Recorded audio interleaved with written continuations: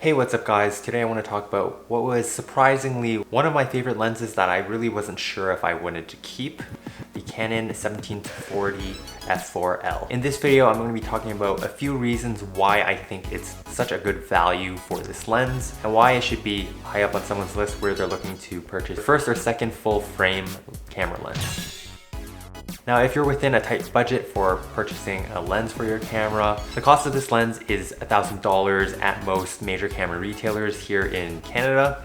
But this is a fairly old lens coming from 2003, which means there's a whole bunch of copies of this lens that are just floating around on the secondhand used market. I believe right now, at least here in Canada, I'm in Toronto, this lens is going for about, I've seen it as low as $450 to maybe $500, $550 secondhand, which in comparison, if you're getting that straight from the store, that's about half of what the store is actually charging. I actually got this lens bundled with a Canon T2i and a 50mm 1.8, which was nice because I got it for about $400 secondhand on Kijiji, and that actually had me save quite a bit of money on this lens. So after I purchased those three items for $400, I actually sold off the camera body and I sold off the Canon 50mm, resulting me in getting this lens for about $175.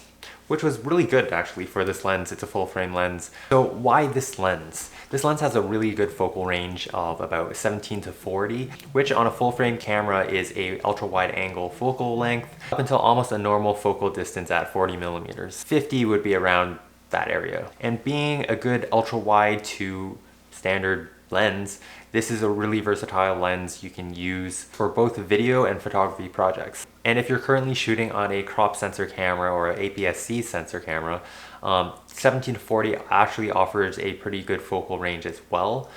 It doesn't have as much of reach as your kit lens, but this lens actually does maintain a constant aperture of f4, which is really nice if you're shooting video and you don't want to see exposure in your video change when you zoom in and out. On APS-C lens cameras, it's going to be cropped in more closer around 27 to 64 millimeters for the full frame equivalent, but it's still a very versatile focal range.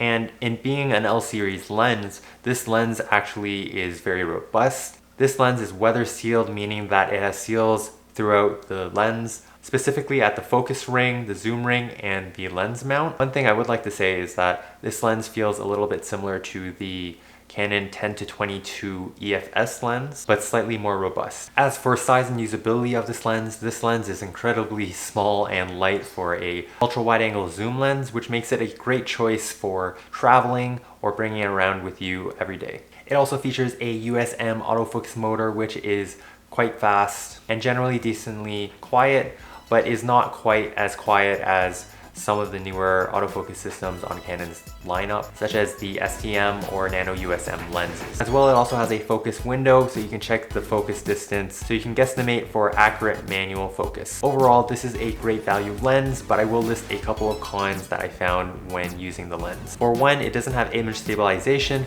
so if you're going to be using this for video, it being an ultra wide angle lens, you can use digital stabilization offered if your camera body supports it, but the lens itself does not offer any image stabilization. I did find when I first started using this lens that there is some strong barrel distortion on the wide end at 17mm, which makes your images stretched quite a bit, but the lens profiles on Lightroom do a really good job of cleaning this up. And if you're going to be shooting on video, it's not exactly something you can change after the fact. And regardless of that barrel distortion, I do really like the image quality coming out of this lens, just because it is quite sharp in the center of the lens. And I'm not a real pixel peeper for the edges, especially with this type of lens. Anyways, guys, that's all for this video.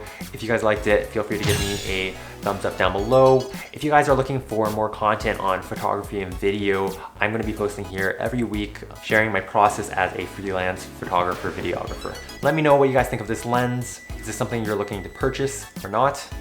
Let me know in the comments down below. Thank you so much for watching, guys. I'll see you guys next week. Bye.